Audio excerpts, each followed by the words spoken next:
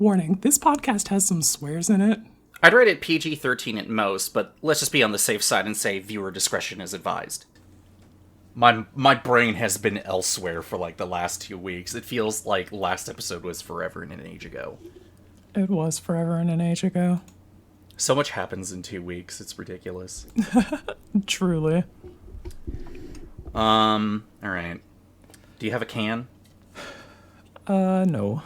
Okay, I got a can. You're not obligated to unless you would like to get a can for refreshment reasons.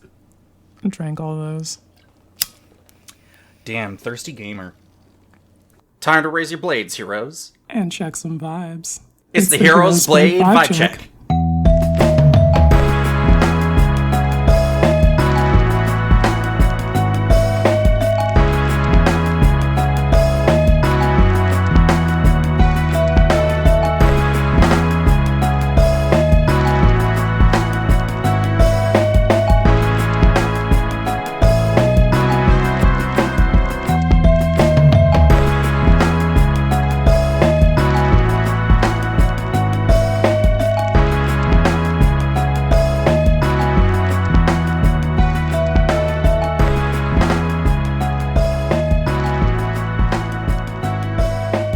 So, Commander continues until morale improves.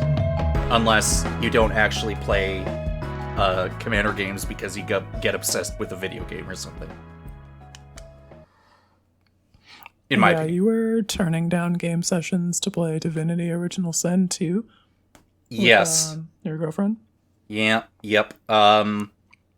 We really get big in on the multiplayer split screen of Larian games, aka the 2 Larian games we've only played, which is Baldur's Gate 3 and Divinity Original Sin 2.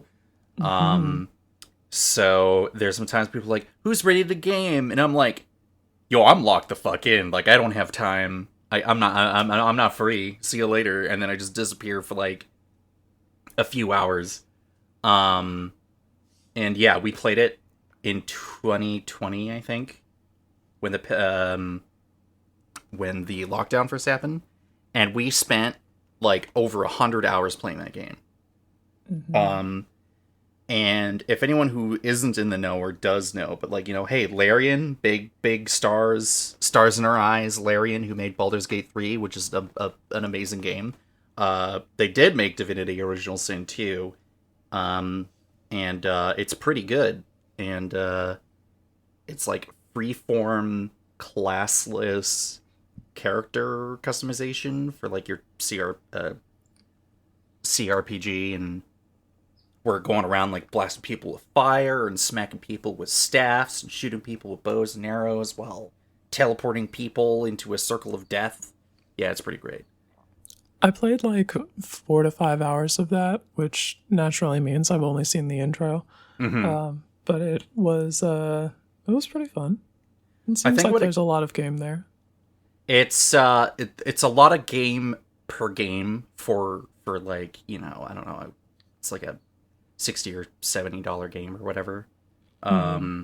And if you thought Baldur's Gate 3 had a lot of stuff in it, obviously, like, the way I look at it, like most games and game studios and franchises and stuff, is that whoever's at the director's helm and they haven't succumbed to corporate greed in you know, making sure the shareholders get their coin while they're like, print me some SpongeBob, and you're like, get the fuck out of here. Oh wait, I'm transitioning too early.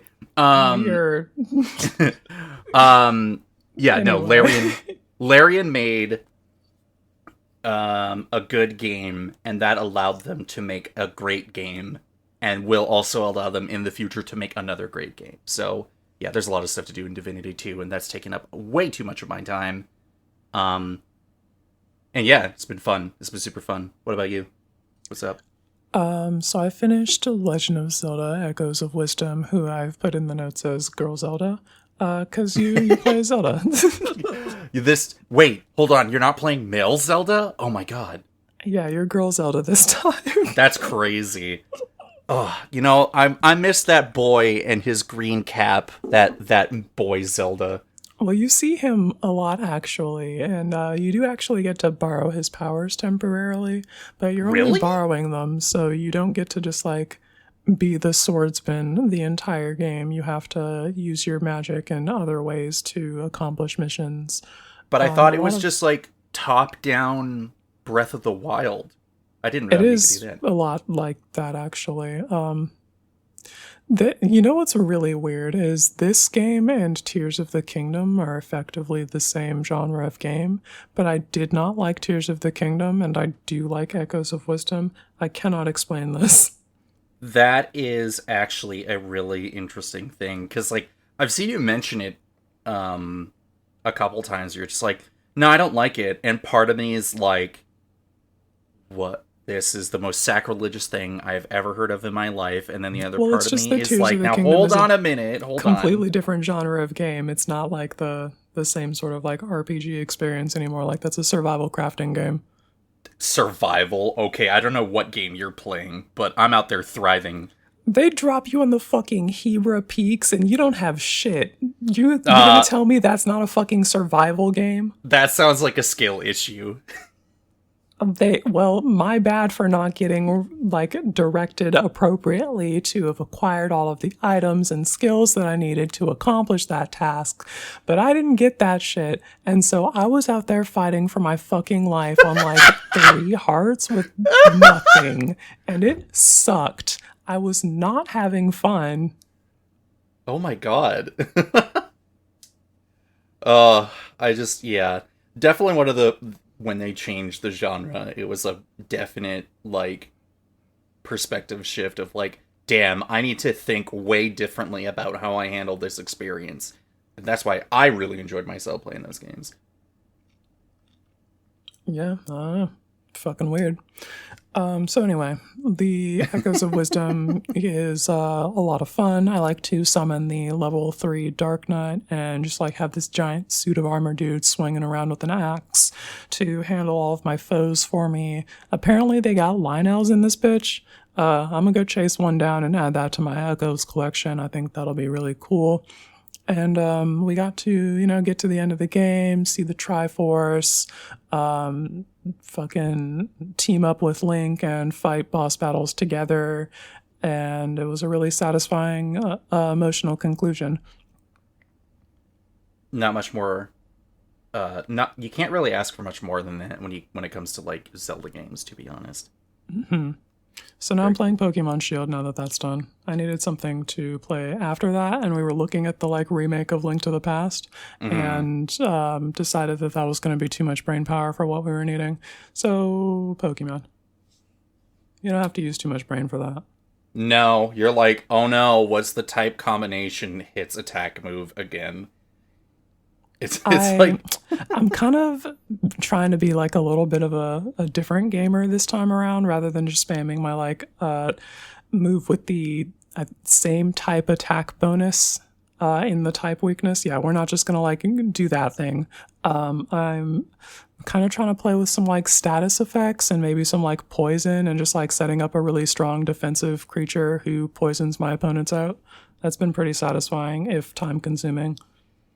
I think one of the things that I always really did enjoy about Pokemon when they made the changes in Gen 3 for double battles, just allowing you to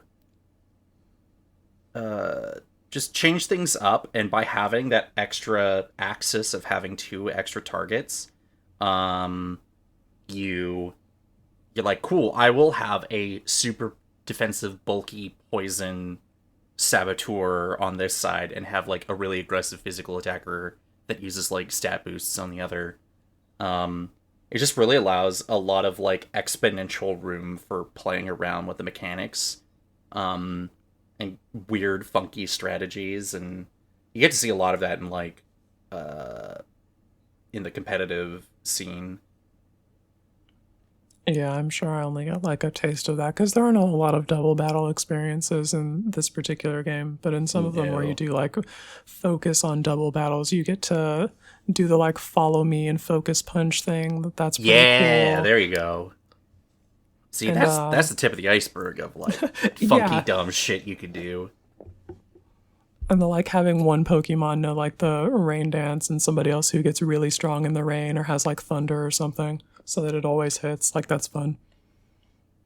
Yeah, the DLC for Scarlet and Violet was all about double battles, and you get to see some bullshit. You're like, wait a minute, my opponents could do this type of stuff the whole time, and yet I just deal with dumb Plusle and Minun people like all the time. Like, oh my god, like we've been robbed. That's so funny. And they like, finally put helping hand. Is one of you gonna attack? No. Well, until one of them goes helping hand, and the other one's like cool discharge, and you're like, oh shit, okay.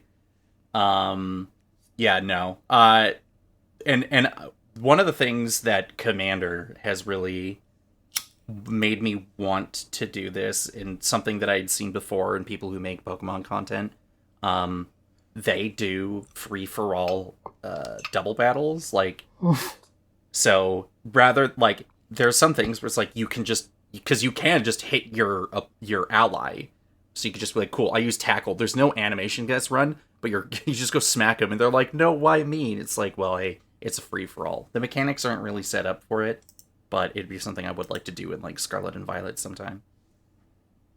Be pretty goofy. Yeah, that could be a good time. But all right. I think that's the preamble. Let's fucking get into it. That's the preamble, everyone. So let's just do a bit of upkeep before we get into the episode, because we usually do, like, socials you gotta, you know, upkeep before you get into your main phase 1, of course. Don't forget to draw. So, hey, you know, we got a bunch of stuff. We got a bunch of social media stuff going on. So, we obviously got our setup over on Twitter. I recently got a new Blue Sky account. So, if you are looking to find us and don't like Twitter because, poof, you can go over to Blue Sky. Quinn, however, is still not with Cole over there, but I'm a salty and petulant bitch, and the other guy can leave. I was here first. And obviously we have Instagram, we got YouTube going on for any of the people who are listening or watching the video, including all the little secrets that I decide to put into my low-effort video editing. And that's also where you can also engage with us by commenting on just kind of whatever. I think I'm just going to go ahead and just say our next guest for next episode, just after this one. We got Nick Flowery coming in. Or sorry, Andy Flowery. God damn it. Why am I mixing names up? I'm already reading ahead on some stuff. Like, I'm trying to catch up on Twitter before we really get into the episode. Excuse me. Andy, you can give me shit the next time you come on. There we go. Yeah, Andy Flowery coming on from the Guardian Project podcast, and it's going to be a good time. All right. Vibe checks. What's good? What's new? What's happening? We got some foundation shit to look into. Yeah, I am primarily looking at my girl, Alesha, who laughs at fate, who absolutely passes the vibe check. Let me just get her card here. So, she is a human warrior, 1 black and a red for 2/2, with first strike, and whenever she attacks, you put a +1 counter on her, and she has raid. At the beginning of your end step, if you attack this turn, return target creature card with mana value less than or equal to Alesha's power from your graveyard to the battlefield. Well, why does she love a Hero's Blade? Well, first things first, I love raid, so jot that down. You need to be attacking more. Raid tells you should be attacking more, and it rewards you handsomely for it. We love any time that they print it on a card, so shout out to the designers of Foundations who decided that we were going to put a bunch of cards with raid in the set. And with that out of the way, Alesha, your power +3 means I can immediately, the turn you come down, as long as I've attacked, I can get something that's 5, which is like 5 mana value or less, which is extremely strong. I don't even want to get started on how it's like, okay, first of all, we're playing Rakdos, so jot that down. We got Faithless Looting, we got all these rummaging and looting You can fucking effects. turn 1 Entomb, turn 2 Okay, Hero's alright, I Blade, didn't want to and go that turn far, 3 but alright. Alesha, and then you need to figure out an attacker in there somewhere. But if you've got an Ornithopter, because you're a nasty bitch, then you can already get your, like, fucking 5 drop or less. And what costs 5 that's ridiculously impactful that you can play that early that would be just, like, a problem for your opponents? I don't know. There's a new vampire that they put in Foundations that's Exquisite Blood. I think that would suck to having to play that early. Yeah, It would, you could do that. Yeah, I don't know. I can already think of a few. Oh, that Twin Flame Dragon that doubles your dragon. Yeah, the turn 5 is a fucking problem now. So just like, there's a whole lot you can do. And yeah, Alesha loses a color, so you're like doing Rakdos Reanimator now, but like, Yeah, you're but, like, fine. You never really needed the trade-off. white anyway. The trade-off is just stupidly good. Like, here's the thing, right? That is ostensibly a turn 3 5/5 coming out for, and you don't even need to attack with her, which is obscene. Yeah, no, she's kind of cracked. I like how first version of Alesha can bring this version out of the graveyard. Oh shit. I didn't even clock 2 that. power. You're so right. Yeah. Think about that for a second here. 2 power. This Alesha comes back, and if you find a way to buff her, then you're dragging other guys. Oh, you back mean from the Hero's grave. Blade? Oh, wow. We are cooking here. It's almost like we're on to something. Oh no, obviously Alesha is a beloved character for numerous reasons, and Oh yeah. seeing her show up as an older version of herself, still kicking ass and taking names, yeah, no, just fucking nutty. Why is it every time? I don't know what it is recently. Like, Rakdos has been on the brain, and I'm like, I can't make another one, despite the fact that I probably could easily do that. Like, As long as they keep offering different play experiences, you can make any number of decks in the same color combination. Yeah, it's. Let's see, and I still gotta play. I need to play Francisco and Dargo again soon. They've been getting some tweaks recently, and Hero's Blade on the dock, like ready to go. Yeah, we're cooked. Rakdos is cooking lately, for real. Yeah, good cards in Rakdos. We love what they're up to. All right, what you got for us? We are gonna take a look over at the new Jumpstart cards, but in particular, more people tag me about the Eldrazi mythic that came out today, way more than her. But thank you, Light, for immediately throwing this my way. Light really knows what's good. Ivora, Insatiable Hair.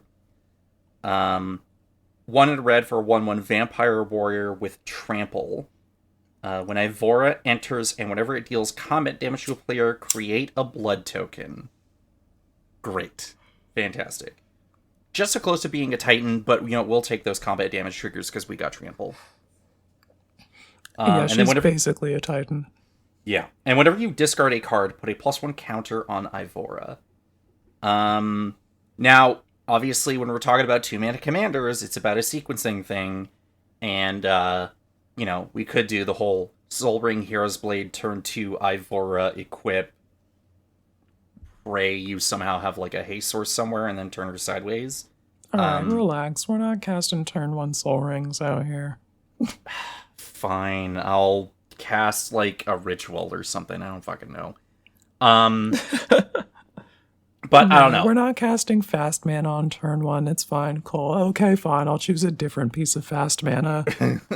Listen, I can be convinced to play fast mana as a treat on turn 1. I'll play Red of Flame. That's no problem. I'll do that. But yeah, no. Ivora, for obvious reasons, being a 4/3 on 2 is pretty good. Having Trample built in is great. Makes people really think about if they're going to block her that early. Having her enter immediately and make a blood token. I wonder why I'm obsessed about her. So, Bludger playable, hello. But the other thing, too, is that as you are going to be in a color that is notorious for discarding cards for numerous reasons, you putting +1 counters on her, like, she can grow super duper quick. It's obscene. I think she's pretty strong for my Armix and Crom Madness deck. I do a bunch of discarding in that deck, obviously. The blood tokens that she creates will let me cast Madness cards off turn. And then on my turn, we've got Armix's discard outlet built in that I can just, like, yeet cards, buff her, kill a thing on my opponent's board. It's all coming together. And the blood tokens are artifacts, so that'll run the numbers up for Armix. It's all coming together. Yeah, we're pretty set in that regard. So even just from my perspective, looking at #Bludgeon posting, great fit. Another vampire can join up if I can manage to put in that Ixalan 4-drop in that I can't remember the name of now because I've been figuring out my Sun Titan situation, which I'll get back to that in a minute. But even not just in the context of Object Blade Cursed, Ivora just feels like probably a Windmill Slam edition for quite a few decks. And again, I will die on this hill that blood tokens are severely underrated, and you should reassess what a free artifact that helps you rummage does for your deck. Yeah. All right, we good to get into this community comments section. Yeah, got quite a chunk this time again, so thank you everyone for either commenting on Twitter or otherwise. Speaking of Andy, because I talked about abandoning your starter last time, to which he immediately said, yeah, I do that. Oh, wow. All right. So anyway, he's not going to be showing up in the next episode, everyone. Sorry about that. Got you all excited for nothing. Learning some new things about that. But, that aside, let's see what Lenny has to say. Yeah, Lenny says Equipment Commander battle win. Danitha's always down for a sword fight. And Cole's in here in the comments. Name the time and place. Your people will talk to our people. So, yeah, I mean, I guess I've got, like, Maybell, Heir to Cragflame, or I could play Tabrax, Hope's Demise. We got some options. We can play Equipment Voltron battles. We just need to see if we can get Kristen in on that. Of course, the Queen of Blades. You're gonna have to deal with, like, Sunforger, though.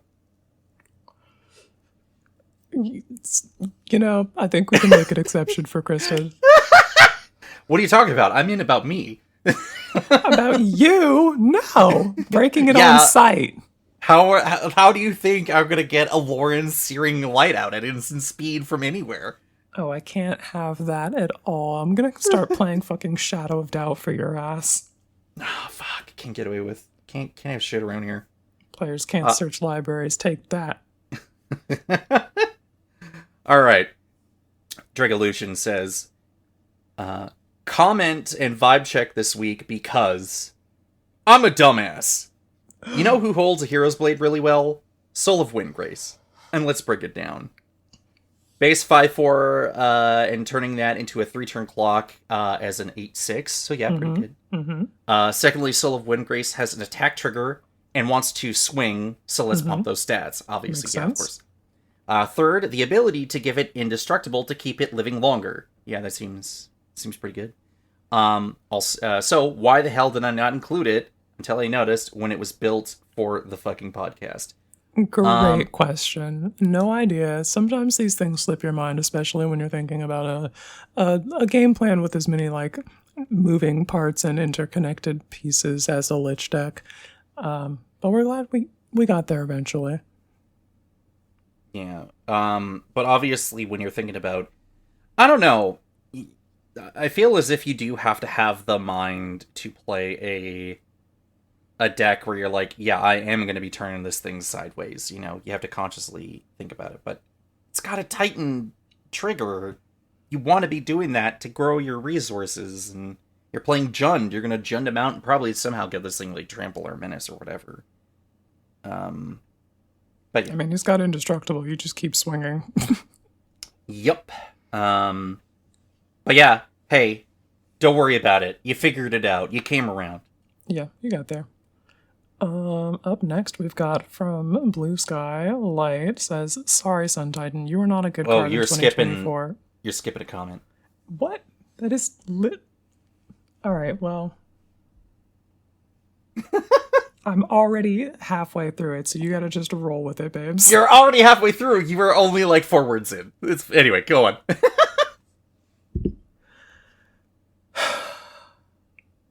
Anyway, via Blue Sky from Light. "Sorry, Sun Titan, you're not a good card in 2024. Quoting the lovely Medusa, bluesky.social. And Cole I would like to know your location. Please and thank you. Obviously I need to clearly get more games in with Medusa. Yeah, definitely. This is you what gotta I'm show getting her from the this. power of Sun Titan or whatever. Bringing back your, I don't know, what are you reanimating with those these days? Curses? Yeah, bring back something annoying with that. True. But yeah, hey, did you not listen to the last episode? Because, like, I talked a lot about that, you know? Anyway. Sometimes you can spend some time talking about a thing and people can still be like, "That's great. I still don't agree." And, that's just gaming.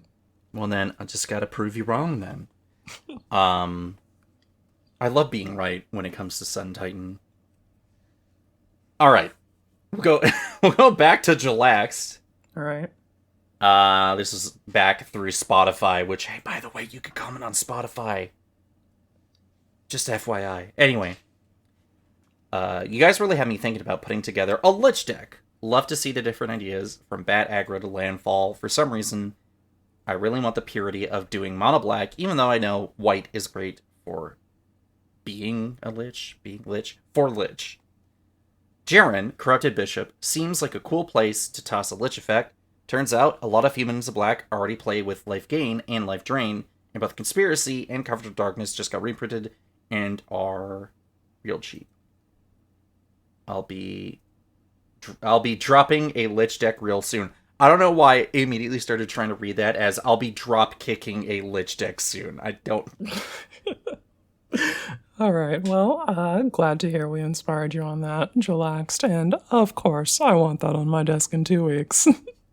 I imagine we'll probably getting it a little bit quicker at this rate, considering when that comment was. But, you get another 2 weeks. We're offering you an extension on that assignment or whatever. It just sounds, you know what? You're a hard studier. You're doing a really good job. I'm gonna give you the freedom to do that. No problem. Yeah, so we're going back to Light. Light, you've been on a fire today and just in general recently. Yeah, apparently we said you probably just decked yourself. Coward, weakness, built alternatively, and dare I say, wrong. I'm now building a Piru Lich deck with Olamog and Kozilek in the main deck as reshufflers, because we will only halt the churn of the damned over the corpses of our foes or the complete desolation of our 99. And you know what? You're damn right. Get that list on my desk in 2 weeks. Yep, you heard it here. Yeah, I was really hung up on that Piru Draco Lich deck, and Dahada still seems pretty neat for the strategy, but yeah, no, Piru is pretty sweet. Yeah, Dahada's probably like cleaner without the extra steps of needing like a reshuffle or whatever. Also, like more mana and everything. Yeah. Hot damn, what a burst of card draw! And if you can set all of that up right, you can just end the game with Psychosis Caller or something, huh? But that is it for comments, at least for this week. As usual, reach out to us. Let us know what you're thinking. Get your decks on our table in like 2 weeks or, whatever. Or just whenever you want. Quinn expects a deadline, though. Yeah, I said on my desk in 2 weeks. I meant it. Don't listen to this joker. Alright. This was supposed to be for community content, but it's mostly just news this week. There's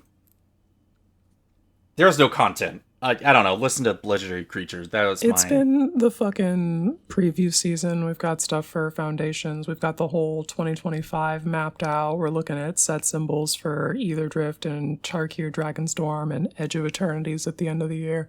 I am fucking hyped to the moon for that set in space, my guy. A real set in space? I mean, What? look, the premise of them actually going to the threshold between any of the planes and, like, straight up fully the Eternities, the Blind Eternities, that does actually seem super cool.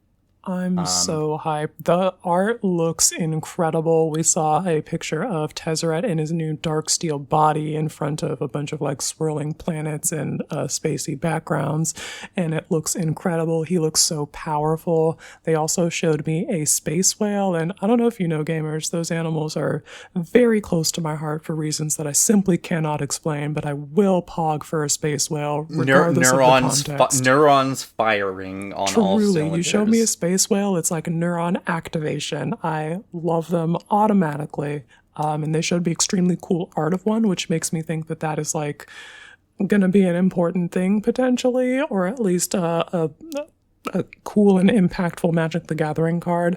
We also saw some art of like promos for I cannot remember the name of it, but there's a legendary thing that's just like the black hole or whatever. It was the prototype. It was like they a were prototype prototype card. Magic cards, and yeah, I think one of those was a fancy treatment for something that we'll see in Edge of Eternities, and I'm just like, what is that? I need to know. Yeah, I think I'm hoping that they somehow bring back Emrakul for that. It would, or, well, no, Why? we know Lucan's coming back for... Okay, look. She's been sealed in the moon for a real long time. Okay, and she's fine there. She is chilling. But the window is cracked. hold she on, has hold her on, hold favorite on. music playing. Hold on. She has water. Listen, look. They are from the Blind Eternities, the Eldrazi Titans, so I'm thinking that she may or may not have something to do with it in some capacity. That, or they're like, oh, actually, they're coming back because of, like, I don't know, reasons. We gotta get out here to the Edge of Eternities and patch this hole up, because otherwise our universe is leaking out into the Blind Eternities and calling attention. But speaking of, like, ocean or water-based, like, creatures and stuff, I want me, like, a giant old space squid that looks like a galaxy or something. I would be into that. That checks the same box as Space Whale for me, and I think we would express similar levels of excitement. Yeah. Oh, other places that they can show me a space whale? Motherfucking Final Fantasy. Yep. We're getting cards from every numbered Final Fantasy, which means they have to go through number 4, which means they can show me the lunar whale. Yeah, it's, I have zero expectations of who or what is showing up, but I do have high expectations that they're gonna, like, knock it out of the park with, like, some crazy... I mean, we have a couple of expectations that are reasonable. We got some incredible art for Kefna poisoning the river that feeds Doma. We also got art of Titus and Yuna doing their very emotional kiss scene. There was the art of your boy Sephiroth leaping with the sword pointing downward. I haven't actually played to that point in the game, but I hear that that's a very impactful moment. I think that's all the art that we saw for that. No, there was a Mognet. There was a Moogle with a delivery satchel on that looked very cute. Yeah. People, I sent an image of that dude from Final Fantasy 14. Emmett Selch. Oh yeah, Emmett Selch. We also saw some art of him. So yeah, there's a couple of things that we can absolutely expect to see in the set. I also think it would be silly if we didn't see at least one card with Sid on it. So like, that's easy. There's no way we don't get that. I don't know who I was listening to or who I read like a tweet or whatever from, but they're like, all right, who's ready for like their 20 Sids? And I'm like, Oh, so I'm not the only one who's thinking that. Okay. I can get behind this. You get one Sid, and he's No. and he does vehicles and joy. No, we need to get Sid from, like, I don't know, Final Fantasy IV or something. I don't know. We'll figure it out. Yeah. They'll like... Anyway, we'll get there eventually. Looking forward to it. We've also got Spider-Man, a whole ass set. Looking forward to whatever the fuck that is. Apparently they're doing 3 Marvel sets, which was not expected at all. I did not see that coming. I mean, it's a deep enough pool. It makes sense. Oh, I know. Like, it's the fact that they dedicated one, which, like, I don't know. It's Spider-Man. Like, Bro, his rogues gallery is so fucking deep, and the Spider-Verse, like, there's plenty of material there. Anyway, Miles Morales, aka Spider-Man, coming to a table near you for sure. Yeah, I'm looking forward to it. That'll be cool. Yeah. Say the line, Quinn. SpongeBob Secret Lair? Is that it? Is that what you wanted to see? What the fuck is that? But why? It's literally fine. Relax. What is it gonna be? I mean, thank God it's a fucking secret lair, because if it was anything else other than that, I truly think I'd be losing my mind over this. I need a Vine accusation sound. This dude devoid of whimsy. I'm fucking... Look, I'm getting the exact... Like, when I first saw that, I had the exact same visceral feeling that I had over The Walking Dead Secret Lair. I was like, what the fuck is this? And then I'm like, it doesn't matter, I'm not going to get it anyway. And if I see it, I don't know what I'm going to say if I see it on a commander table, but it is what it is. Yeah. There's going to be a rules change coming up later this year, like next month, I think. I was not paying attention to when exactly it's happening. It's a change to how combat works, or assigning damage to blocking creatures and timing and blah blah blah. And they're just gonna apparently kind of just shortcut some of that. Previously that whole exchange heavily favored the defending player, but they're making some adjustments to give a little bit of that power back to the attacker. Giant growth is strictly worse. That's a shame. If you're on defense, yeah. But otherwise, I just look into the Foundation's mechanics article if you want more information about that. I'm not gonna fully explain it here because I don't want to. Yeah, it's not. I don't think it's gonna be that big of a deal, and I think probably for most people it probably hasn't even come up a whole lot. But who's to say? Yeah, unless you're a gamer like me who regularly plays with creatures that have menace, it probably doesn't come up a whole lot. They did say that Universes Beyond sets are going to be done at a 50-50 rate with regular Magic sets, and starting next year, Universes Beyond sets are going to be standard legal. Yeah, that seems fine. I guess maybe there is a little bit of content. I read Kristen's article earlier about what she thought about the upcoming Universes Beyond changes. And she's obviously a mixed bag about it. She also bags on the SpongeBob Secret Lair, so it's like, vindication, let's go. But they're also, I guess Morrow mentioned that one of the reasons why they're thinking about putting it into standard is onboarding to standard play for newer players if they're coming in through a Universes Beyond set. And the other thing is to restrict design decisions that could impact a format in an unforeseen way. The One Ring in Modern and Orcish Bowmasters in God knows whatever other format. Okay, so it's like a power level thing, I guess. They feel that sets are safer to print if they have to go through standard first. Yeah, because there's a specific power level that they maintain for standard. They get to go through testing in-house and all this other stuff. And on the one hand, it's a whole... This is obviously a huge change, and as someone who hasn't played standard since 2014 or 2015 or something, not really going to be affecting me in any meaningful way. I only play standard on Arena, so it's kind of just like, okay, I'll click on whatever rectangles look cool and are mechanically interesting. I think actually being able to play like Final Fantasy cards on Arena is actually kind of fire from like just if I want to figure out what's going on. Again, it goes to the whole like playing Brawl on Arena thing. Like if I can figure out, you're just gonna get in some lunch break Brawl games on your phone with your Sephiroth deck.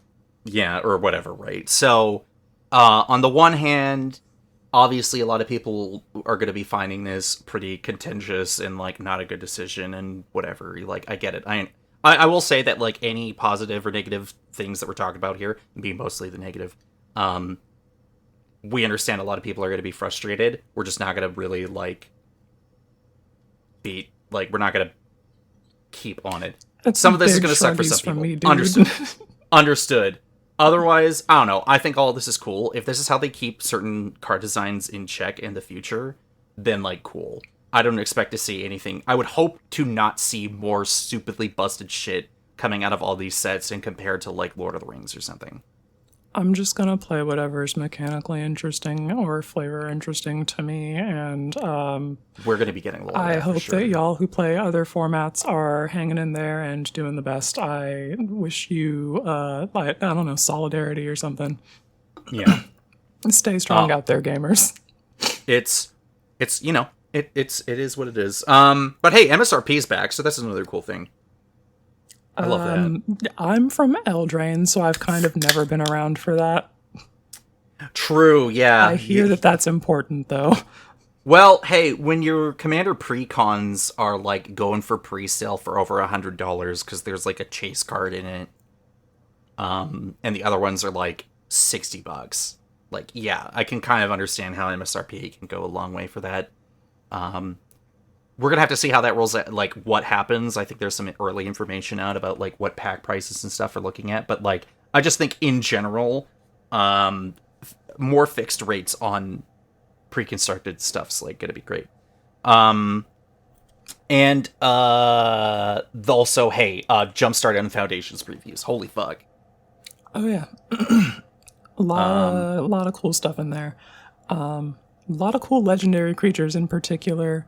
There's this merfolk Neardive who was on some older flavor text, and she like mills cards whenever she becomes tapped, and you draw a card and put a +1/+1 counter on her whenever you cast a spell or activate an ability from your graveyard. And I was looking at that for like, yo, is that the first new card for Cedrus in several years? Because Unearth is an activated ability that you activate from your graveyard. Oh shit, yeah, you're right. Okay. So yeah, I'm looking upon her with very intense eyes emojis. I think that card will be a cool addition for that deck. Just in terms of, like, looking at Jumpstart, there's a few surprise reprints that I didn't really expect to see. There are the anime art style for some of the cards I know is pretty hit or miss for some people. For me, it's a hit. I don't know, like, whatever. Yeah, I'm into that art style. They got a anime Tabarrak's Hope's Demise, and hot damn, my guy looks real good. Definitely gonna try and pick one of those up. There's just neat design choices, kind of just like overall across the board. A lot of uncommon legendary creatures. So Laura's just fucking eating that shit up like no tomorrow. Mm-hmm. A lot of like the monocolor uncommon legends look pretty fucking fire, to be honest. There's a spread of rare or mythic level creatures that are monocolored but have a hybrid cost of an activated ability in their rules text. Mm-hmm. So you get your 2-color rep here and there. Just things I did not expect to see. Really cool designs. Again, Ivora is part of this list. She looks fucking sweet, and that's just like kind of the baseline of what we're looking at for Jumpstart stuff. Yeah, I'm pretty excited for that.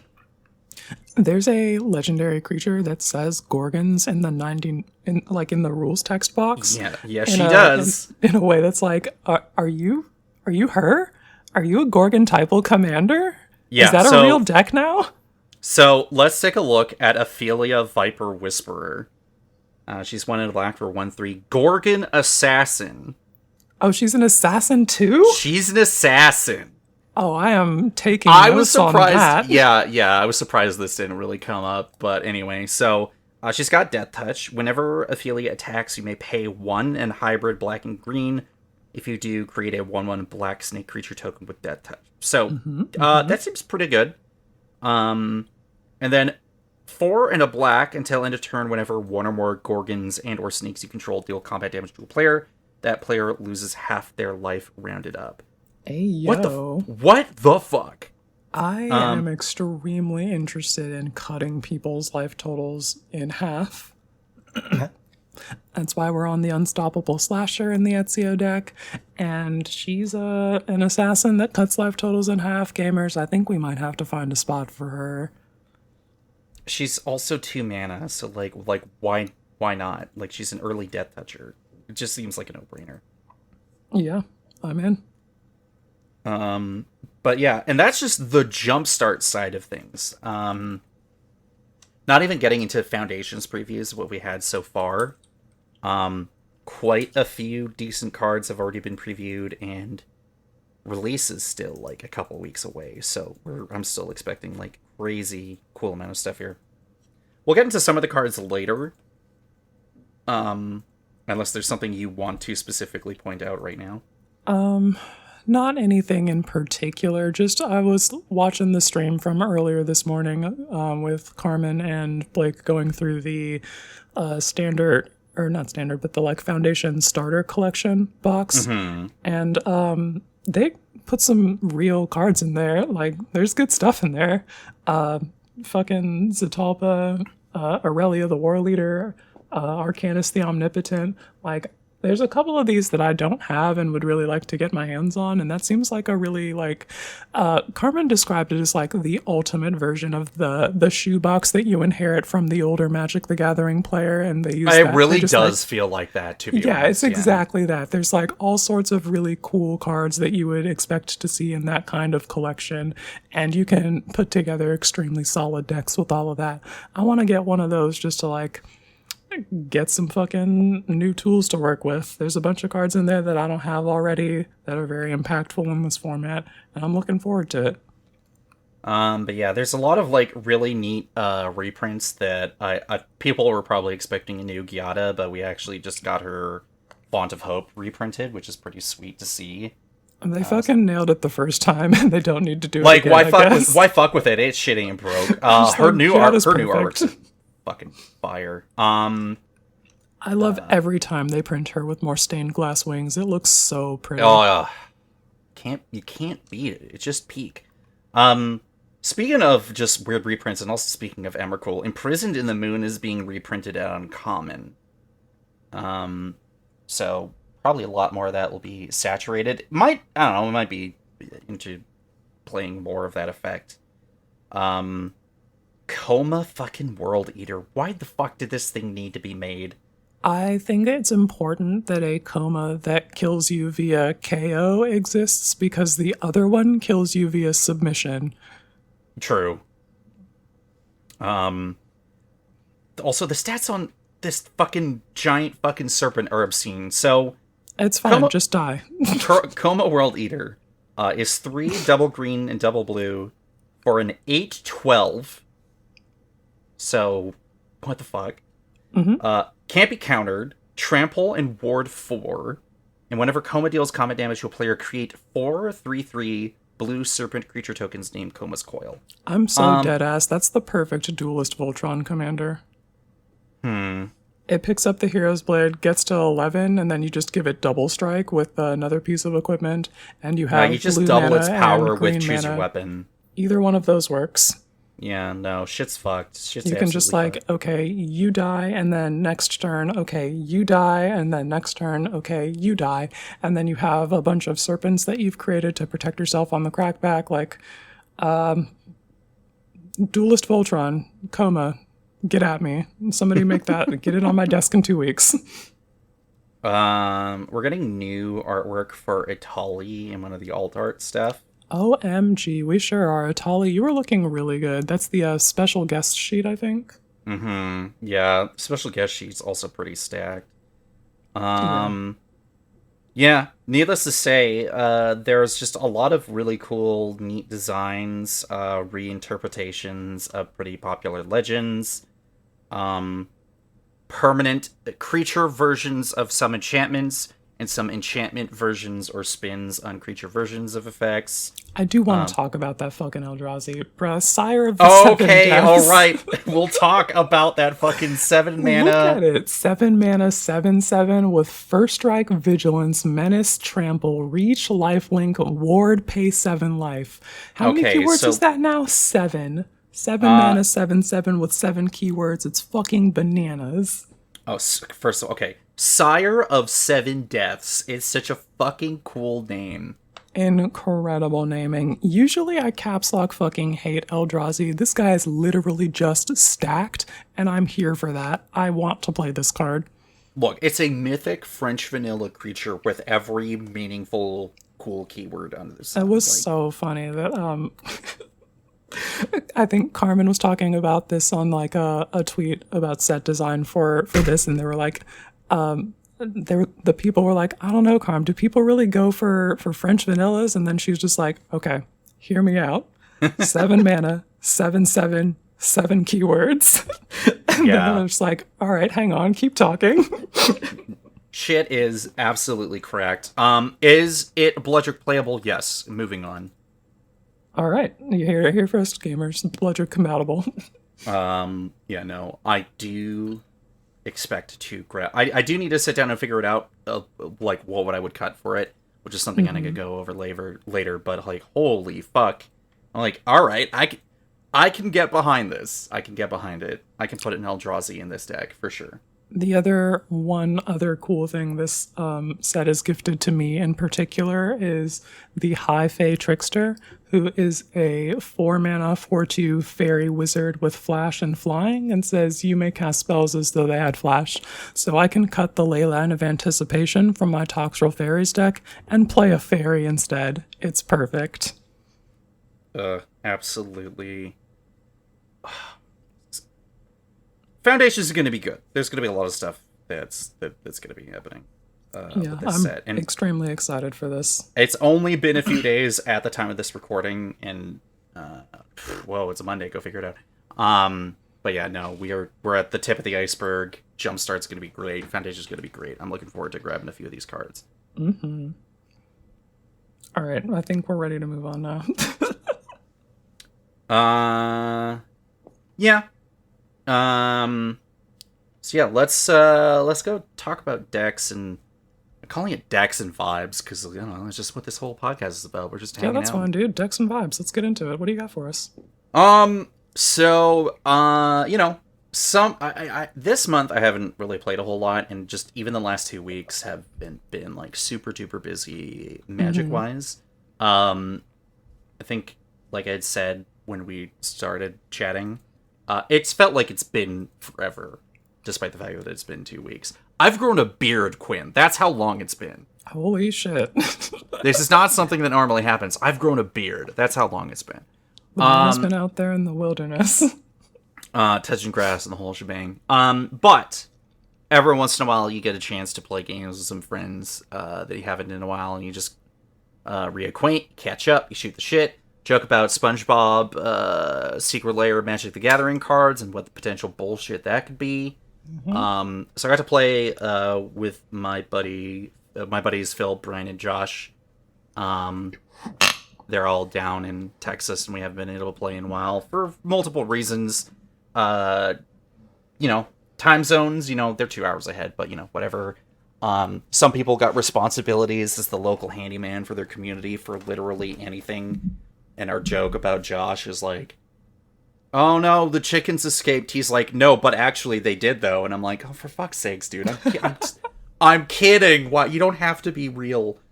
You're not a real human being. This is obscene. Some people really do just live like that. It's, yeah. Bryant, who's now a dad of 2 children, has just not really had the time to like shuffle up some like new decks and figure some stuff out. But his General Kudro deck fucking slaps, like, really fucking General hard. Kudro, I'm saluting and also frowning because my board state and my game plans are ruined by your presence. My graveyard's in shambles. No, it's not even in shambles because it just doesn't fucking exist. Yeah, I don't have shit. It's, hey, human typal decks are freaking cracked, and we can just blow shit up by sacrificing humans. Seems like an okay trade-off. Yeah. But yeah, sorry, not Josh. So Bryant, who anyone who's listened to Uncommon Commander has made, he was the one who made that Targ Nar Bard class Gruul Storm deck from forever ago. It's currently Grumgully, and it's still, that deck still fucking is cracked beyond belief. Hell and yeah. it only gets better with each Gruul based like legendary creature. He sent us a photo of this Teferi's Protection SpongeBob proxy that's just, I'm a head out, and it's SpongeBob getting out of the fucking his chair in the living room. Yeah, that shit's fucking funny. I'll give that's real good. If they did a secret layer and they did somehow they did Teferi's Protection, I don't know how you fucking do that. And considering the Sheldon Menery secret layer had that, I don't know how you do that again. It's simple. You just decide that you're going to do it again, and then you do it. They don't have the balls.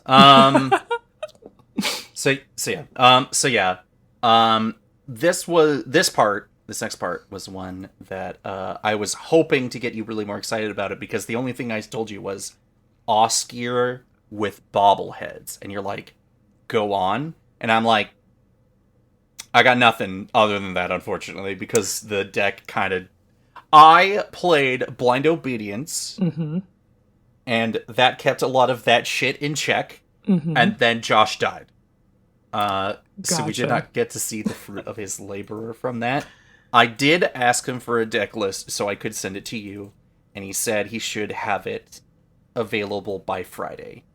Gotcha. Sounds good. Yeah, you slid into my DMs with the Oscar bobbleheads, and I was going through hell, but also just like, hello, yes, I'm interested. I would like more information. You kneeling on the ground, depressed cloud all over your head, me kicks the door open, Oscar bobbleheads, and you're like... OMG, Oscar bobbleheads, hi. Yeah, and he was like, Josh was really excited to get into that, and I was like, damn, all right. And then it just, I think that has potential, because Oscar just copies all of those artifacts from the graveyard. You've got the red and white effects to put artifacts in your graveyard and remove artifacts from your graveyard. The plan is coming together. But yeah, that's to be announced later. Once he gets back to me on that, and then heck, I'll share that link in chat. In the description, when I get the chance. But yeah, other than that, we got to catch up. Games that night were pretty straightforward. I wish some of my decks performed better. Well, I was only just playing Anti-Flash that night, but unfortunately, even in my attempts to pitch stuff into the graveyard for later. He's like, cool, human enters the battlefield, get rid of it. And I'm like, Bryant, you fucking piece of shit. Can't have shit around here. But it is what it is, But yeah, no, I got to curse some people that night, so, there was some silver lining there, But other than that's it for that bit of, my games and stuff. It was just good fun. It's just good fun to catch up. You got a Lich story / deck / God knows what's going on here, because I just see a wall of text. First of all, we're not going to talk about wall of text, Mr. Literal Changelog. Shush. We'll get to that later, alright? Anyway, this is a hashtag Rooms Chantress posting and hashtag Lichgang. Had the fucking game of my life playing Marina Vendrell, my Grixis Rooms deck. I thought the game was just going to be a cool burn game with Ancient Cellar Spawn, because I cast that guy and the Mirror Room room to make a copy of them.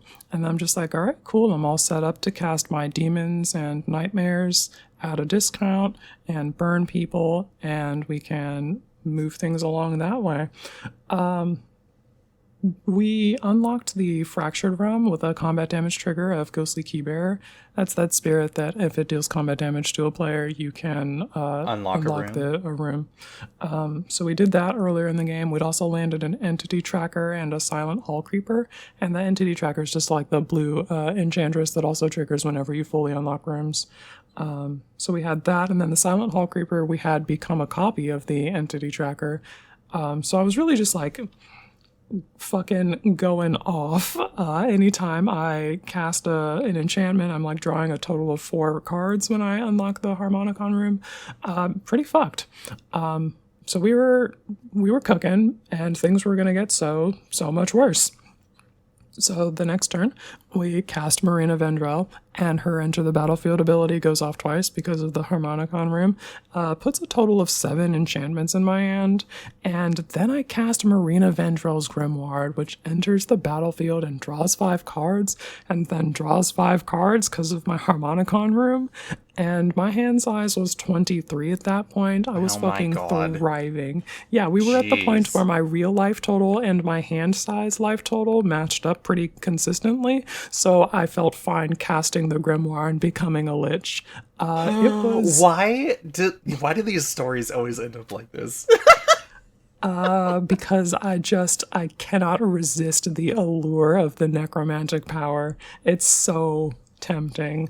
There ends up being a Merit Lage across the table from me, though, and this Thief of Blood had stolen a bunch of counters off of everything, so that guy's fucking huge. But I made the Merit Lage basically not my problem. I had a Protean Thaumaturge, so I just cast an enchantment and trigger Constellation. Protean Thaumaturge becomes a copy of Merit Lage. Problem solved.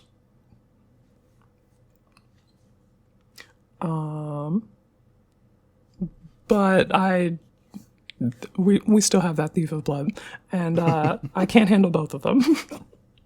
So luckily I don't have to. There's another gamer at the table who also needed to not have to answer that other large flyer. So they removed it, and we lived to another untap step.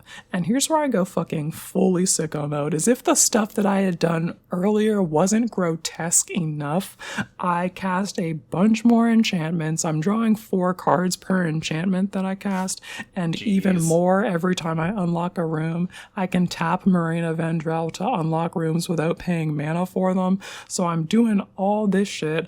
I have the fucking Ritual Chamber that I unlock, and I make a 6/6 demon, but I have the Harmonicon room, so that happens twice. And I have the fucking Enduring Courage. The dog gives my guys +2/+0 and haste when they enter. What the dog doing? It makes fucking 10 6s, babes. That's fucked. That's so unbelievably fucked. Because like the Harmonicon room says that thing that happens when the thing enters, it happens twice. So it's like +4/+0 and haste. So I'm going to combat. I'm swinging with 20 power in the air from my 10/6 flying demons. I'm drawing a bunch of cards. I'm taking a bunch of game actions, and I'm extremely set up to win the game if I don't get interrupted. Unfortunately, I do get interrupted.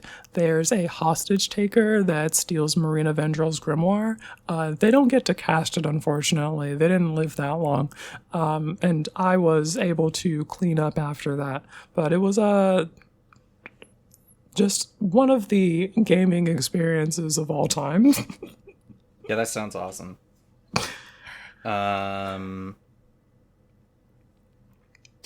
I just, for whatever reason, thought that you were going to get hit with a main deck Aetherize.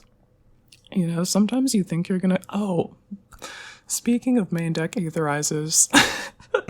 Yeah, okay. So I'm playing this deck, the same Rooms Chantress deck, on Kurohitsuki's stream the other day, and I, again, am extremely set up in a position to win the game. I had a Fear of Burning Alive enter the battlefield and do a bunch of burn damage to people, and then I'm just like, I've got a bunch of things in the air that I can send, and then kill Kuro, and kill Matt Chowderhead, who we're also playing with, and... motherfucking Kuro on the Zimone upgraded deck flips up 1,000 Winds and is like, get these tapped creatures out of here. Oh my god, And it that's was fucking basically awesome. a main deck Aetherize. And I'm just like, what year is it? Is it cons? What happened? Listen, sometimes you just gotta have that thing on you, and sometimes it's gotta be a morph creature that bounces creatures back in. So tilting. Even if I had the talking stick, the Conqueror's Flail wouldn't have did shit, because, like, that doesn't stop you from morphing things. That is a special action. Ugh. There's a special game action that can just even go through, split second. Yeah, it just fucking happens. It's rough, gamers. I got got. I don't always win. But still being a fucking certified menace. Absolutely. It feels incredible. I'm always saying try playing a Lich, gamers. The rush is incredible. Rush do be pretty great. All right, what you got for us? So this is a hybrid get to talk about a game and then also talk about changes because it's hashtag Blood Repressing time. So despite the last, hold on, checks notes, month of Magic stuff happening, card banning, WotC getting control of commander, blah, blah, blah, blah, blah, whatever. Got to get signed up to play over on the Commander RC stream a couple weeks ago. It was supposed to be like this week, I think. I think it was supposed to be at like on Halloween, but shit changes, shit happens, and we bump up the timetable a bit, so we get to play with Gavin Duggan, and then we get to play with Fredo, and we get to play with Unskilled Commander, aka Brian. So fire a couple games. The first game, I'm like, well, you know what? It didn't matter when I was going to show up on the Commander RC stream, if and when, but if I was going to be showing off Object Blinkers. Of course. No one else is going to do it.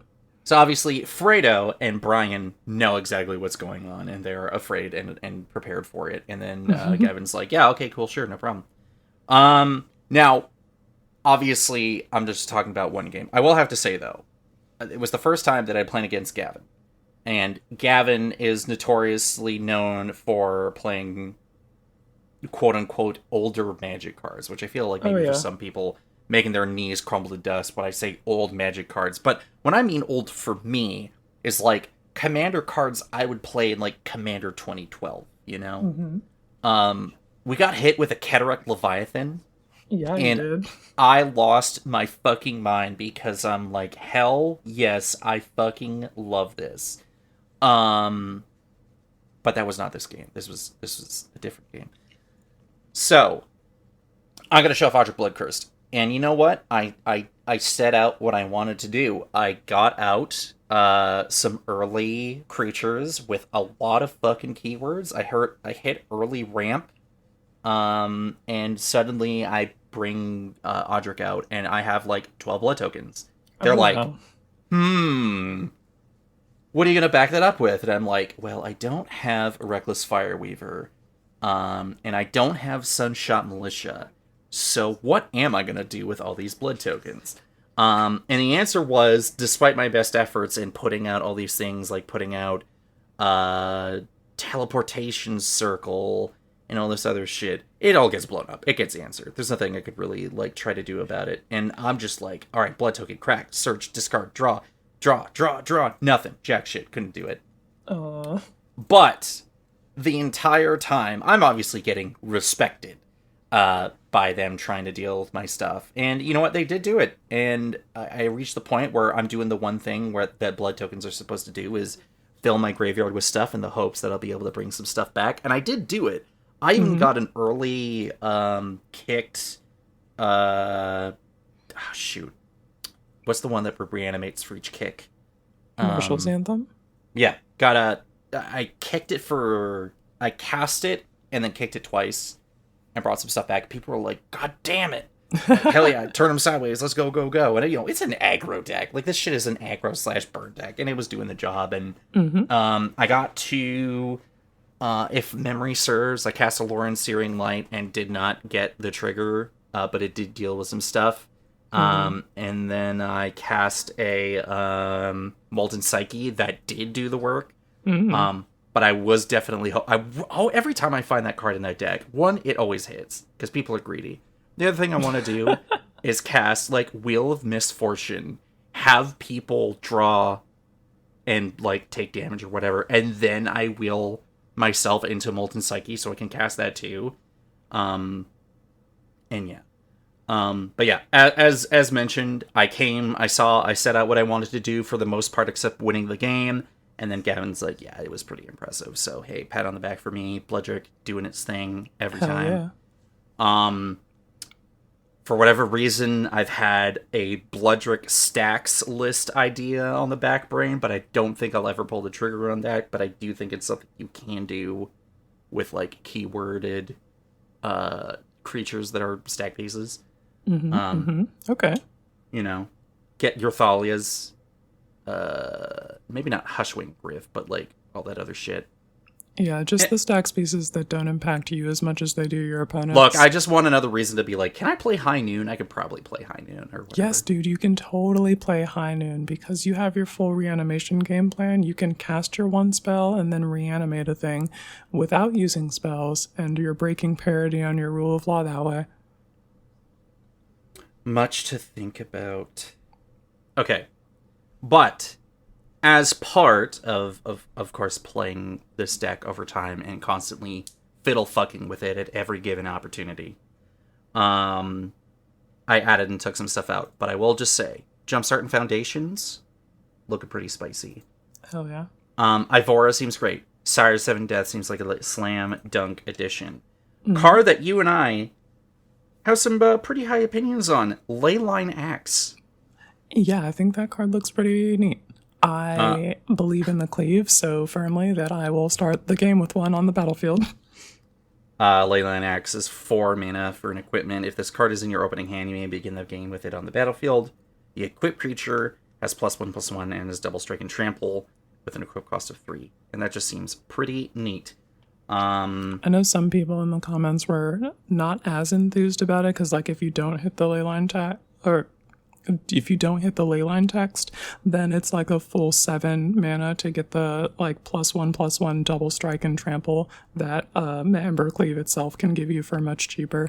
But it's just like, if you're planning on playing that fairly, I don't know what to tell you. 1, it's an artifact, and 2, equip costs aren't real and they can't hurt you.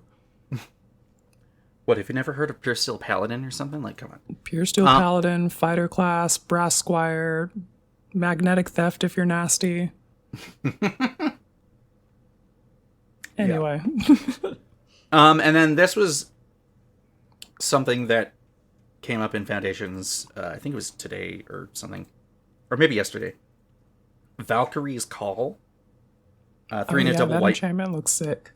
If you have played with your Luminous Broodmoths, which I very rarely have, it's an enchantment that says whenever a non-token, non-angel creature you control dies, return that card to the battlefield under its owner's control with a +1 counter on it, and it's flying and is an angel in addition to its other types. I thought about this card, and then Fitz was like, have you never put Luminous Broodmoth in the deck before? And I'm like, I don't think I have. I think maybe I only own one, but I don't know. But I feel like this one is a slightly strict upgrade because depending on the pod dynamic, like, an enchantment isn't going to be catch and strays compared to, like, a creature. So is it worth 1 more mana? Some gamers who are absolutely going to destroy that on site, and they should. Oh, absolutely. It's pretty and they strong, should. They definitely should. Enchantments are typically a little stickier, harder to remove. So yeah, I think you've got a good shot of that being around to do its thing for a bit. Mm-hmm. Now, obviously, why am I bringing these cards up before actually talking about the actual changes that I've made recently? Well, here's the thing. I am crazy about this deck. No one, and obviously you understand, Light of Avacyn and all that, but here's the thing, right? it's hard to sometimes figure out what a person is doing with a given deck because you are not only like not the pilot but not the brewer. Yeah. So like when Kurohitsuki was like, I don't get it. It's like you're not in the pilot seat trying to figure this shit out, Yeah, you weren't around from the deck's conception. You didn't see all of the through lines of logic and connections that I made to get to the point that we are here. Frankly, you don't see the light of Avacyn. Yeah.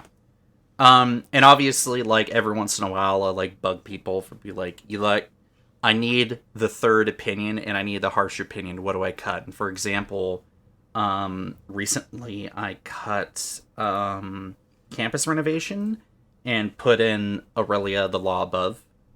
Oh, yeah, she's perfect. That which was a tough seems cut like for you. I know it was, you really like Campus Renovation. It's such a good card, I found. But anyway. So that was one swap that I made that I don't know if I really called attention to it last episode, but not the one I'm really talking about. So I was like, all right, what am I cutting? What's going on? What am I thinking about? Let's get to it. So I took out recently 3 cards. I took out Soul Ring. Light, I don't want to hear it, but hold on a minute. Mm-hmm. I took out Alound Junktown from Fallout.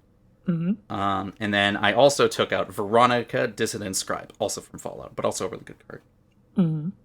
The trade-off for that were 3 non-creature cards. One was land tax. I picked up the whatever one from Eldraine, the Enchanting Tales sheet. Yes. So that felt like a no-brainer addition. I added Bitter Reunion from Brothers War. Mm-hmm. That card is you have to satisfy the people. You put a land in the place of that other land, right? Yes, I did put the land in place of another land. Instead of Jugtown, I put in Roadside Reliquary. All right. Okay, I mean, look, people at home I'm are at like, 35. Cole, you can't cut lands for I'm non-lands. at 35 lands plus 1 MDFC, but I'm not willing to risk going lower than actual, like, hard 35, not factoring in. That's something that's been like that for a while. So, the reason being... These are sweet adds and cuts. Land tax in particular, I think, is really strong and gives you things to discard to your blood tokens if you don't need plans. Exactly. So...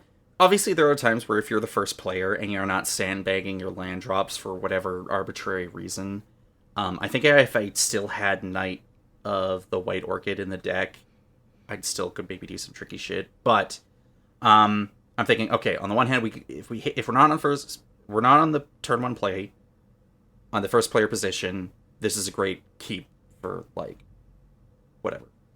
And like you said, having discard fodder is great, and then maybe later if you get your Sun Titans, you can just start reanimating lands. We're lowering the curve just a touch through like the creature base alone for this, so that was another reason. I was like, one of the things I was talking about, and Laura and I talked about it a little bit when it came to like 3 drops, is that they need to perform exceptionally well for what you want your deck to do.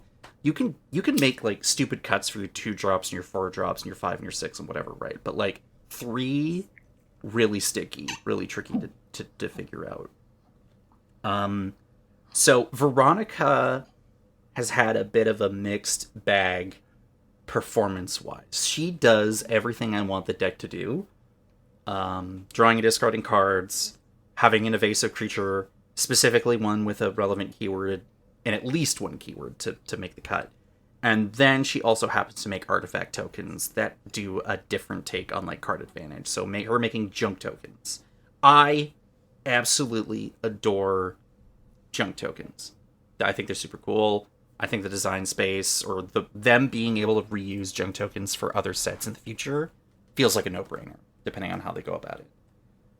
Cracking something to impulse draw and be able to cast it that turn, great.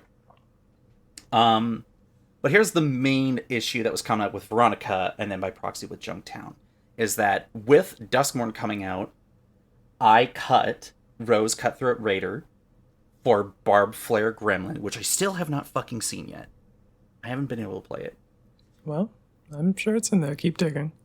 Divinity Original Sin 2 might be getting in the way of more this. But anyway, so But Rose was basically the centerpiece reason for having Veronica and Junktown in the deck, because on top of her having a super sick raid ability of making junk tokens on your end step, having two relevant keywords, also circumstantially being an artifact, which means she could be reanimated a couple different ways for my stuff.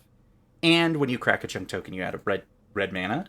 Mm-hmm. Like, she's a fantastic creature, but when I removed her, I removed pretty much a bulk of the reason for me keeping Veronica in there, despite the fact that she's super fucking awesome.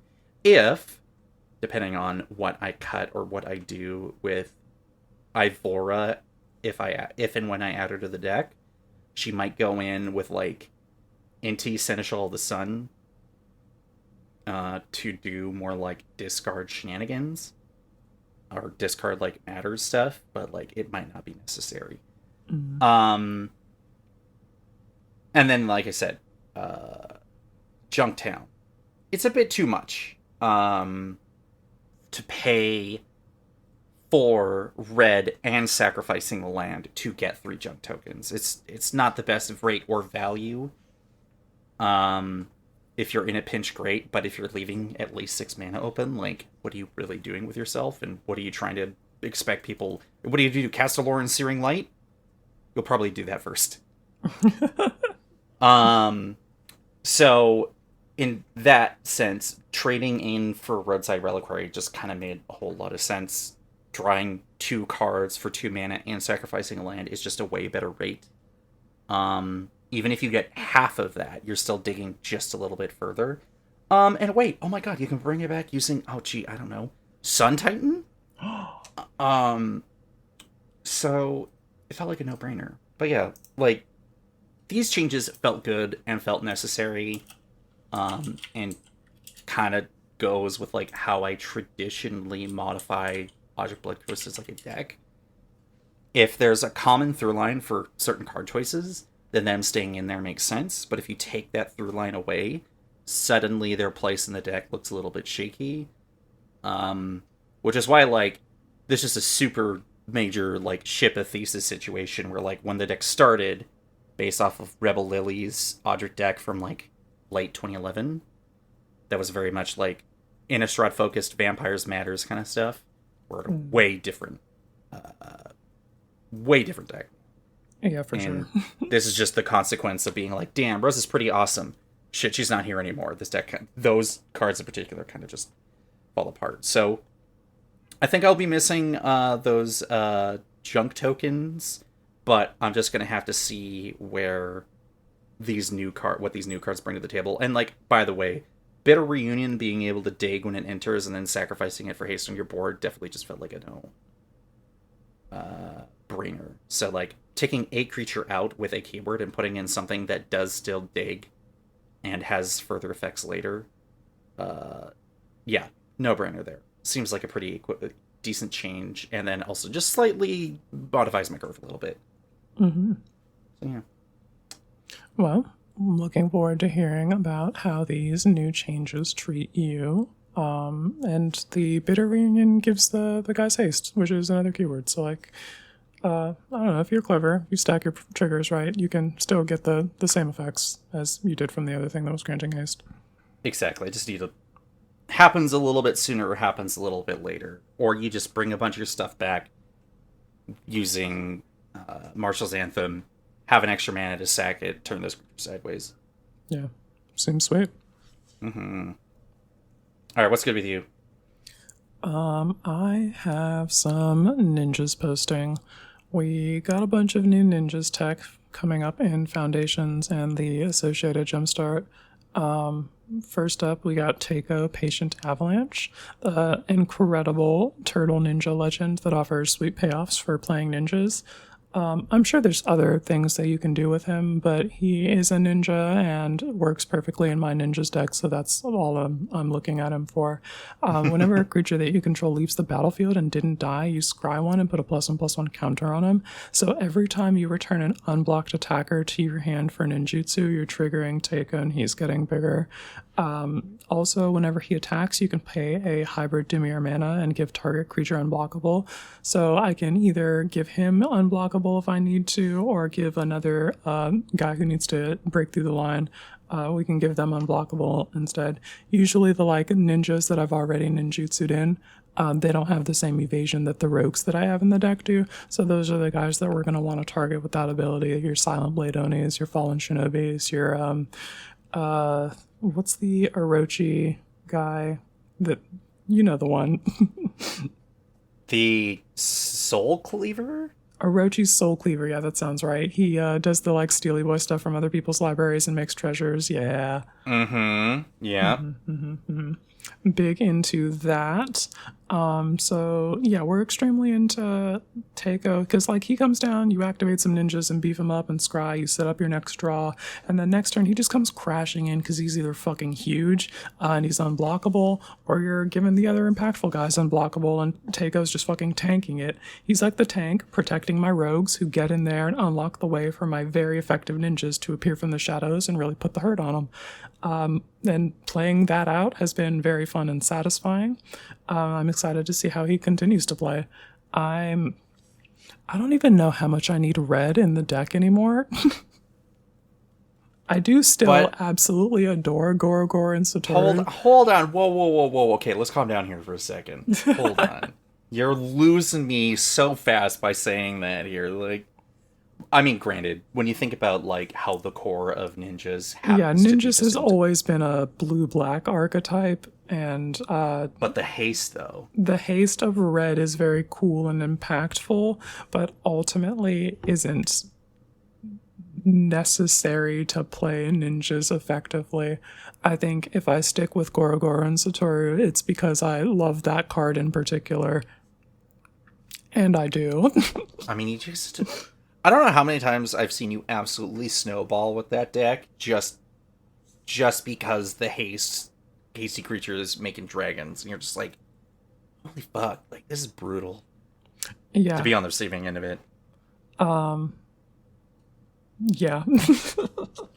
Not much more to say.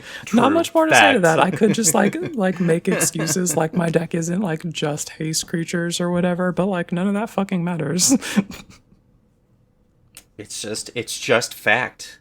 Yeah, it's just cool. I got ninjas, they make dragons, and the 5/5 flyers are pretty impactful bodies. They make the damage go a lot further. And they're evasive, so I can put in more ninjas with them if they're getting through unblocked. I'm a big fan. We got another cool card for the deck, though. Brand new Kaido. He's 1 blue, and whenever a creature you control deals combat damage to a player, you put a loyalty counter on him. He's got a +1 to give target creature unblockable and draw a card, then discard a card. -2 to make a 2/1 blue ninja creature token, and -9 to get an emblem with whenever you cast, or whenever a player casts a spell, you create a 2/1 blue ninja creature token. And he starts with 3 loyalty. So, he was really effective at like filtering through the less impactful cards that we were drawing to see the better ones and giving our guys unblockable so that we could get in there and make the ninjutsu moves that we wanted to. He makes the bodies to go wide with as well, and this is like a go wide aggro deck, so we really highly value that. I played a game with him pretty recently, and he was instrumental in getting guys into the red zone, and I'm extremely hyped that my ninjas deck now has a playset of Kaidos. We've got it is actually kind of fire. 4 of them. It's so exciting. The odds of seeing at least one Kaido per game now is like it's a lot higher. It's a 1 in 4 chance, or no, 1 in 5. I don't know what exactly the math is, but it is a lot higher than it was. Hold on, wait. We're not doing the math. No, it's 20. It's a 25% chance of seeing a Kaido. So it's literally 1 in 4. That's it. No, hold on. Which is why we're not doing the fucking math. No, I told you. Shush, you're playing blue. You're seeing an abnormally obscene amount of cards comparison. So yeah, but that doesn't mean I'm doing the math. The statistical odds are actually quite high. Yeah, I'm gonna find at least 1 Kaido per game, I hope. And it's really impactful when they show up. So I hope they keep doing that for me. I really like. Oh, I'm dumb. It's a D20 roll. It's a natural 20. There we go. All right, moving on.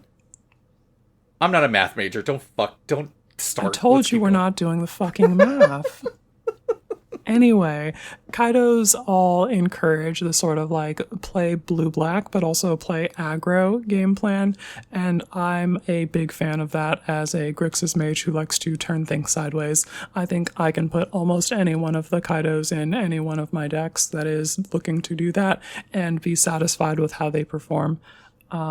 I think this one in particular is cool for ninjas because it says that just like the creature that you don't want to be blocked will not be blocked, and that's neat. And then just like dealing combat damage and putting loyalty counters on it seems extremely strong. I completely forgot about that rules text the last time that I played him. Yeah, I think he that passive is kind of nuts. Loyalty than I had him at. It's fucking bananas. Looking forward to seeing how else he plays.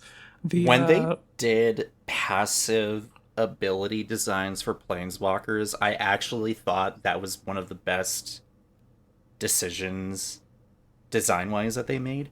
I'm not a planeswalker stan in any way, shape, or form. I think you're the opposite of that, actually. You don't really like those guys. In fact, you kill them on sight. They should die. Reason... I don't know. It goes back to the whole reason of like, you leave a planeswalker alone. Oh, why? Would they ultimate? Yes, they do. As a matter of fact, if you leave them unchecked, you should do something about that. Mm-hmm. But passive designs aside, which are also very neat and cool. Kaito as a character and as a card design, like, he did a Gideon thing. He's now the blue planeswalker in terms of foundations. You know, we don't have to listen to people complain about Jace anymore, whatever. Yeah, but that guy's off being a dad somewhere. He's busy.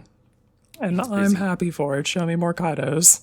But yeah, no, Kaido, I think, is just coming in the way he is, the way he's designed, how he caters to, like, the blue part of the color pie. Even his earlier designs being blue-black. And also, he's a fucking cyberpunk fucking ninja. Like... Yeah, dude, it's just cool. Sorry. The shit's gas. Like, I love the meme of, the guy who's like, this shit sucks. And, like, in the back, it's the coolest shit you've ever seen. Ever, yeah. Like, you have... If I don't have whimsy, you're just fucking... a terrible person, how you can't appreciate this in some way, shape, or form. It's literally a cyberpunk ninja, and he's also a cool guy. Like, I don't know, he's like, what do you want? I don't know. Kaido's cool. He's a cool guy. Huge fan of Kaido. Definitely gonna play more of him.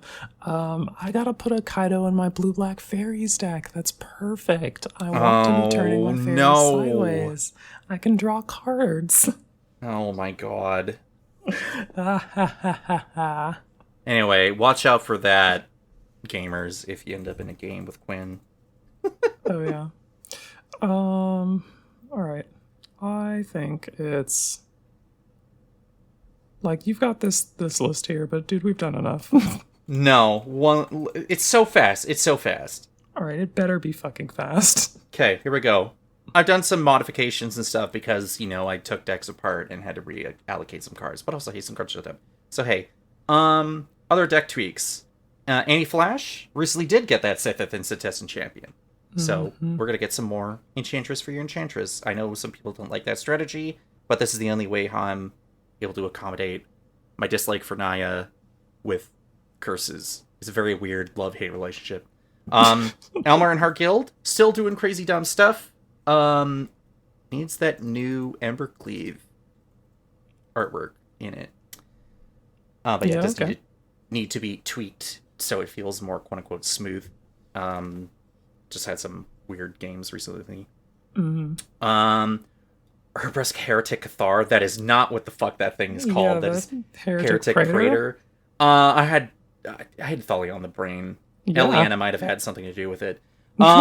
So the first game I had with that, I was up against that red-black Valgavoth deck that wants all the same stack C/burn pieces that I am running in the deck. Mm-hmm. So we both kind of just stood at each other, like stared at each other when we both played, like rampaging Ferocidon and all that other shit, and Razorkin Needlehead, and we were both like, well, one of us has to change.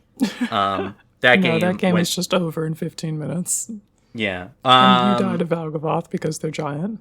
Yeah, that was correct. But I do need to figure some stuff out, but like to see where the deck is, where it's appropriate. Obviously not against Valgavoth decks, and how to sequence stuff because of the whole Exile Matters sequence part of the deck. But I do like that Arabesque, and I like the theme, and that new Charred Foyer card is going to do some fucking work if it ever works. Yeah, that room's good. Final thing. Captain Ripley Vance continues to fuck shit up. Continues to rip and tear. I got to play that on the second game against Brian, Fredo, and Gavin over on the Commander OC stream. The way I ended that game after a major back and forth, a Cataract Leviathan entering, investing everything back, and me being like, no, actually, I'm okay with this. I'd play... Vance was costing like 7 at this point, or 9, I don't know. It was rough. But I got Levon, card from Dungeons & Dragons, where when you cast a non-creature spell, target creature gets +X+0 equal to the mana value. Mm-hmm. Well, you cast Vance, you cast a couple things, and then you cast a Chandra's Ignition with Levon out to +5 her, have her ability pop off, and then ignition the table for 9 damage, which was lethal, basically, on top of the damage that was going to be thrown out with her. People were like, you know what? That was cool. That was a very satisfying ending. Hell yeah. I'm kind of disappointed Duskmourn didn't really have anything for her, but we... Good enough. Bloomborough did the job, to be honest, so... Yeah, that wasn't really the pump spell set or whatever. I don't know. No, it was the... I don't know. Whatever Red's doing in Duskmourn. But yeah, that's it for I think updates. just like Delirium stuff for red-green, Delirium aggro, and then red-blue rooms, and red-black sacrifice.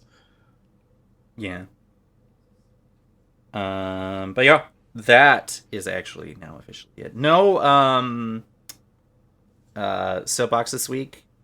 Just stuff's been happening, and also Foundations, I think, is like a worthwhile focus for us, just to kind of be like, hey, let's take a dip in the pond. This is a cool set. Hope to see what happens in the next couple of weeks when we get back to it. Mm-hmm. All right. Well, where could people find us, Quinn?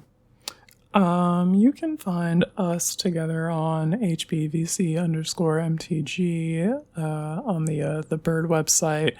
You can find Cole at Uncommon CMDR MTG on Twitter. You can find him at wherever he's at on Blue Sky, on the Graphic, and you can find me at Grodic Energy. Find the podcast wherever podcasts are sold. You know what to do. Leave the comments in the comments below. Get that those deck lists on my desk in 2 weeks. I want those. Like to thank everyone who's been doing some word of mouth for us. Some people who are now, some friends who are taking the time to listen to episodes, not that they have some, and others who just sharing the love. Really appreciate it. We're now at 203 Spotify followers, which is pretty sweet to see that number go up just a bit every week. Nice. Thanks, gamers. Alrighty. Once again, next episode, Andy Flowery. Look forward to that shit, because I'm sure it's going to be another long one. Oh, yeah. Later, gamers.